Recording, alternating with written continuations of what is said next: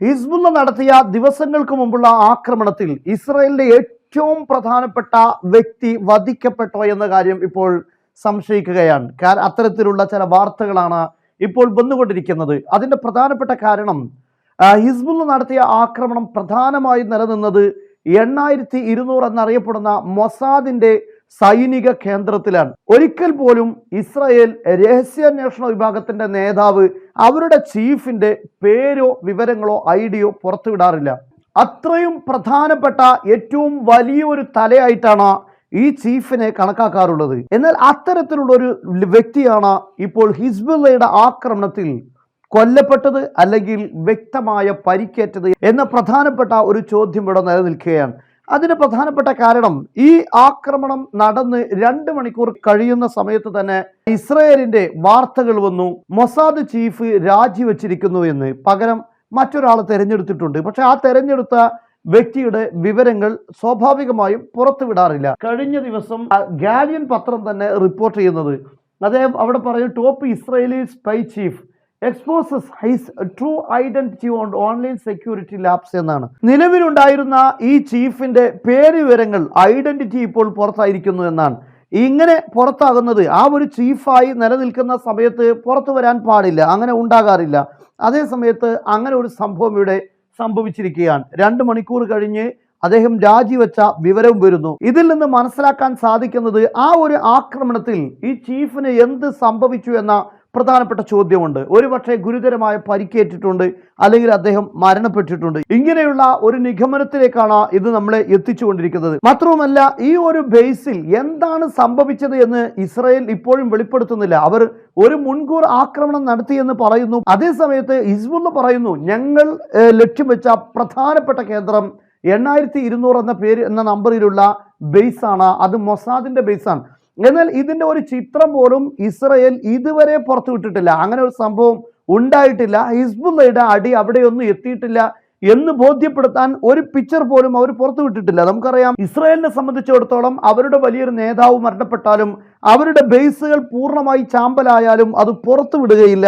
അത് ഇസ്രായേലിന്റെ രീതിയാണ്. അതേസമയത്ത് ഇറാന് അകത്ത് ഏത് വ്യക്തി മരണപ്പെട്ടാലും ആദ്യം അത് പുറത്തറിയും. അതിന്റെ ഫോട്ടോയും അതിന്റെ വാർത്തയും പുറത്തായിരിക്കും. അതേസമയത്ത് ഇസ്രായേലിനകത്ത് എന്ത് സംഭവിച്ചു, അവരുടെ സൈനികരിൽ എത്ര ആളുകൾ കൊല ചെയ്യപ്പെട്ടോ, ഇത്തരം കാര്യങ്ങളൊന്നും കൃത്യമായി വെളിപ്പെടുത്തുന്നില്ല എന്നത് വളരെ ശ്രദ്ധിക്കേണ്ട ഒരു കാര്യമാണ്. എന്നാൽ ഇപ്പോൾ ഇദ്ദേഹം രാജിവെക്കാനുള്ള കാരണം എന്ത്? അതല്ലെങ്കിൽ ഈ ബേസിൽ എന്ത് സംഭവിച്ചു എന്ന കാര്യം വീഡിയോ അല്ലെങ്കിൽ മറ്റോ ഫോട്ടോ പുറത്തു വിടുന്നില്ല. നമുക്കറിയാം, കഴിഞ്ഞ ഇറാൻ നടത്തിയ ഏപ്രിൽ 13 നടത്തിയ ആക്രമണത്തിൽ ഇസ്രായേലിന്റെ വളരെ പ്രധാനപ്പെട്ട എയർബേസിൽ ഇറാന്റെ മിസൈൽ പതിച്ചിരുന്നു. എന്നാൽ അവർ പുറത്തെടുത്ത് കാണിച്ചത് ഒരു ഫ്രീ ആയ ഒഴിഞ്ഞ സ്ഥലത്ത് മിസൈൽ വർഷിച്ചതിന്റെ ഒരു കുഴി സംഭവിച്ചതിന്റെ ഒരു ഫോട്ടോ ആയിരുന്നു. യഥാർത്ഥത്തിൽ പിന്നീട് പുറത്തു വന്ന ഫോട്ടോയിലാണ് ചില യുദ്ധവിമാനങ്ങൾക്ക് പോലും കേടുപാടുകൾ സംഭവിച്ചിട്ടുണ്ട് എന്ന വാർത്ത വരുന്നത്.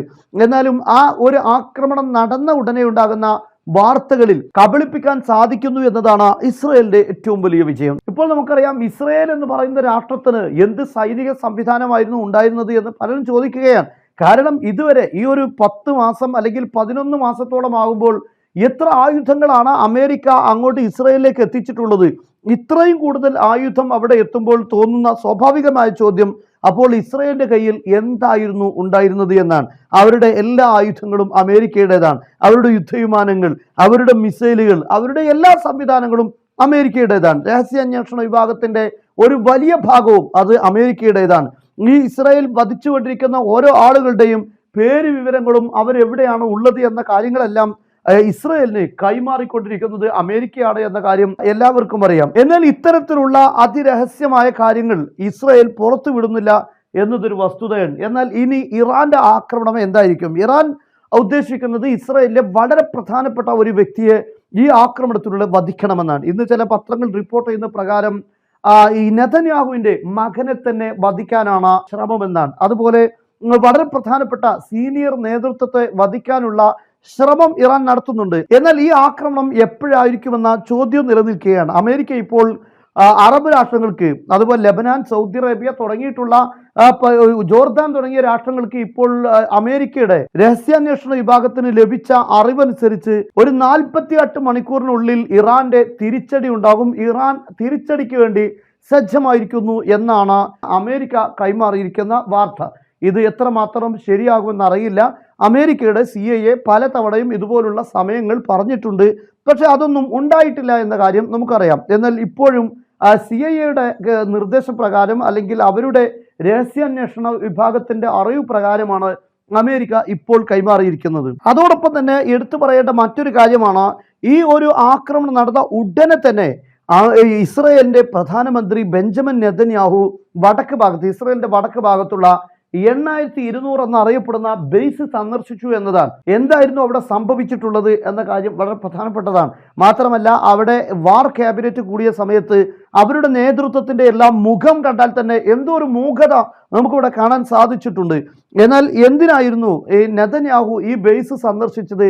അവിടെ പ്രത്യേകമായ എന്താണ് സംഭവിച്ചത് എന്ന ചോദ്യം പ്രസക്തമാണ്. പക്ഷെ ഒരു പിക്ചർ പോലും, അതിൻ്റെ അകത്തു നിന്നുള്ള ഒരു വീഡിയോ പോലും ഇസ്രായേൽ പ്രസിദ്ധീകരിച്ചില്ല അല്ലെങ്കിൽ പുറത്തുവിട്ടിട്ടില്ല എന്നതാണ് നമുക്ക് മനസ്സിലാക്കാൻ സാധിക്കുന്ന മറ്റൊരു പ്രധാനപ്പെട്ട കാര്യം. എന്നാൽ ഇറാൻ ആക്രമിക്കുമെന്ന് അമേരിക്കക്ക് തീർച്ചയായും അറിയാം. അറിയുന്നത് കൊണ്ട് തന്നെയാണ് ഇപ്പോൾ അമേരിക്കയുടെ നാവികസേനയുടെ 25% ഇറാന് ചുറ്റും എത്തി എന്നതാണ് ഏറ്റവും പ്രധാനപ്പെട്ട കാര്യം. ഈ കാണുന്നതെല്ലാം നീല കളറിൽ കാണുന്നതെല്ലാം അമേരിക്കയുടെ യുദ്ധക്കപ്പലുകളാണ്. ഇവിടെ തന്നെ നമുക്ക് കാണാൻ സാധിക്കും റോസ്വെൽറ്റ് കാരിയർ, അതായത് യുദ്ധവിമാനങ്ങളെ വഹിക്കുന്ന എയർക്രാഫ്റ്റ് കാരിയർ ഇവിടെ ഇറാനോട് തൊട്ടടുത്ത് തന്നെ നിലയുറപ്പിച്ചിരിക്കുകയാണ്. ഇവിടെയാണ് യഥാർത്ഥത്തിൽ ഈ കാരിയർ കാണാൻ സാധിക്കുന്നത്. ഇതാണ് ഇറാൻ എന്ന് നമുക്കറിയാം. ഇറാനോട് തൊട്ടടുത്ത ഭാഗത്ത് ഇത്രയും കൂടുതൽ കപ്പൽ വ്യൂഹം എത്തിയിട്ടുണ്ട്. അതുപോലെ തന്നെ ഇസ്രയേലിന്റെ ഭാഗത്ത് ഇറാനിൽ നിന്ന് വരുന്ന തിരിച്ചടികളെ അതിനെ ചെറുക്കുവാൻ വേണ്ടി, അതിനെ പ്രതിരോധ സംവിധാനങ്ങൾ ഉപയോഗപ്പെടുത്തി ചെറുക്കാൻ വേണ്ടി ഇവിടെയും ആവശ്യത്തിലധികം യുദ്ധക്കപ്പലുകൾ ഇവിടെയും എത്തിയിട്ടുണ്ട്. ഡിസ്ട്രോയറുകൾ അടക്കമുള്ള കപ്പലുകൾ എത്തിയിട്ടുണ്ട്. എന്നാൽ ഇവിടെ തന്നെ നമുക്ക് രണ്ടാമത് ഒരു എയർക്രാഫ്റ്റ് കാരിയർ കൂടെ നമുക്ക് കാണാൻ സാധിക്കും. അതായത് അബ്രഹാം ലിങ്കൺ ഇവിടെ ഈ ഭാഗത്ത് തന്നെ, ഇറാന്റെ ഭാഗത്ത് തന്നെ നമുക്ക് കാണാൻ സാധിക്കും. ഒരുപക്ഷെ ഇസ്രയേലിനെ ആക്രമിക്കാൻ ഇറാൻ ഒരുങ്ങുന്ന സമയത്ത് ഒരു മുൻകൂർ ആക്രമണം നടത്താൻ അമേരിക്കക്ക് പദ്ധതിയുണ്ടോ എന്ന് അറിയില്ല. കാരണം അങ്ങനെ ഒരു ആക്രമണത്തിന് ഒരുങ്ങി നിൽക്കുന്ന ഘട്ടത്തിൽ അവരുടെ ലോഞ്ചറുകളെല്ലാം നിമിഷം കൊണ്ട് തകർത്ത് ആ ആക്രമണത്തെ നിർവീര്യമാക്കാനുള്ള പദ്ധതിയാണോ എന്ന് അറിയില്ല.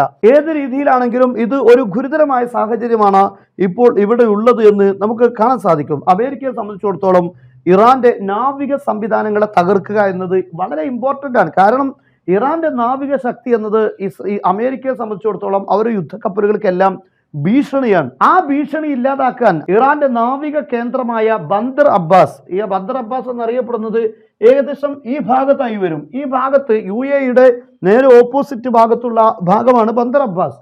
ഈ ബന്ദർ അബ്ബാസിൽ ആക്രമണം നടത്തി നാവിക സംവിധാനങ്ങൾ തകർക്കാൻ ഒരുപക്ഷെ അമേരിക്ക ലക്ഷ്യമിടുന്നുണ്ടാകും. വളരെ പ്രധാനപ്പെട്ട മറ്റൊരു കാര്യം, ഇന്ന് യമനിലെ ഹുദൈദയിൽ അമേരിക്ക ആക്രമണം നടത്തിയിരുന്നു. എന്നാൽ ഹുദൈദയിലെ ആക്രമണത്തിന് 24 മണിക്കൂർ കഴിയും മുമ്പ് തന്നെ അമേരിക്കയുടെ എയർക്രാഫ്റ്റ് കാരിയർ, മെഡിറ്ററേനിയൻ കടലിലുള്ള US റോസ്വെൽറ്റ് എന്നറിയപ്പെടുന്ന എയർക്രാഫ്റ്റ് കാരിയറിനെ ഇന്ന് യമനിലെ ഹൂത്തികൾ ലക്ഷ്യം വെച്ചിരിക്കുകയാണ്. അതായത് വലിയൊരു പ്രതിസന്ധിയാണ് അമേരിക്കയുടെ മുന്നിൽ ഈ ഹൂത്തികളും അതുപോലെ തന്നെ ഇറാനും. അവരുടെ നാവിക സംവിധാനങ്ങൾക്ക് വലിയൊരു വെല്ലുവിളിയാണ് എന്ന് നമുക്കറിയാം. അതുകൊണ്ട് തന്നെ ആ ഒരു വെല്ലുവിളിയെ ഇല്ലാതാക്കാൻ അമേരിക്ക ഇതിലൂടെ ശ്രമിക്കുമോ എന്നറിയില്ല.